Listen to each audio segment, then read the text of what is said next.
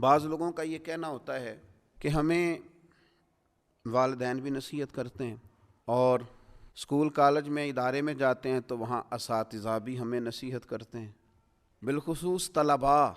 بعض اوقات اس بات کی بڑی شکایت کرتے ہیں کہ دیکھو جی، بڑا بھائی بھی ہمیں بٹھا کے دیر تک لیکچر دیتا ہے، پھر ہمیں یہ کہا جاتا ہے کہ جمعے والے دن بھی وقت پر آؤ، وہاں بھی تمہیں نصیحتیں سننی ہیں۔ نوجوانوں کی طرف سے بعض اوقات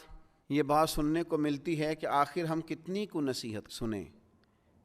ہر آدمی ہمیں سمجھا رہا ہے، ہر آدمی ہمیں لیکچر دے رہا ہے، ہر آدمی ہمیں اپنے تجربات سے آگاہ کر رہا ہے، تو آخر ہم کتنا کو اس لیکچر کو سنیں، یہ بعض اوقات وسوسہ آتا ہے۔ تو پہلی بات تو میں یہ عرض کروں گا اپنے ان نوجوان دوستوں سے اور اسٹوڈنٹ سے اور جن کو نصیحت کی جا رہی ہے کہ میں بڑے انشراح صدر سے آپ کو عرض کرتا ہوں کہ آپ خوش نصیب ہیں کہ آپ کو بہت سارے سمجھانے والے ملے ہوئے ہیں۔ کم نصیب ہوتا ہے وہ شخص جسے کوئی سمجھانے والا نہیں ہوتا۔ اور پھر کبھی آپ نے دیکھا ہے زمین کو اس میں ہل چلایا جاتا ہے، بیج بو دیا جاتا ہے، فصل اگاتی ہے، اس فصل کو کاٹ کے پھر سے بیج بویا جاتا ہے اور پھر سے فصل اگتی ہے اور پھر سے اس زمین کے سینے پر ہل چلتا ہے۔ وہ کتنی ہی فصلیں دیتی ہے، وہ کتنے ہی درخت اگاتی ہے، وہ کتنا ہی انسانوں کا، جانوروں کا فائدہ کرتی ہے،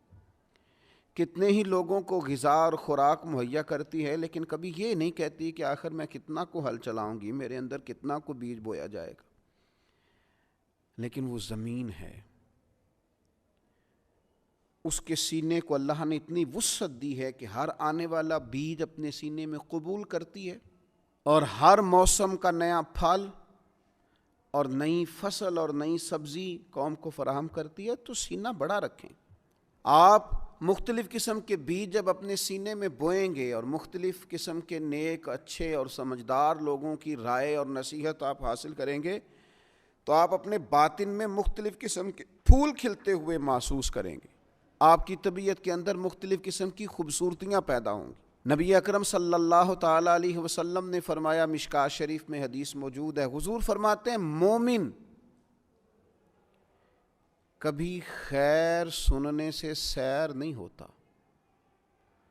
مومن کا کبھی پیٹ نہیں بھرتا خیر سننے سے، وہ خیر سنتا رہتا ہے، سنتا رہتا ہے، سنتا رہتا ہے، حتیٰ کہ اس کا ٹھکانہ جنت ہو جاتا ہے۔ وہ خیر سنتے سنتے ہی جنت کا مسافر ہو جاتا ہے، جنت میں پہنچ جاتا ہے۔ تو خیر سنیں، خیر سنیں، نصیحت سنیں۔ اللہ تعالیٰ نے زبان ایک دی ہے اور کان دو دیے ہیں، معنی یہ ہے کہ سنگل بولا جائے اور ڈبل سنا جائے۔ اچھے لوگوں کی باتیں سنیں، اور میں کہوں گا کہ دوڑ کے سنیں اور جلدی سے سنیں۔ صحیح العقیدہ اور خیر کہنے والے لوگوں کی باتوں پر توجہ سے کان دھریں اور جلدی سے اپنے حصے کی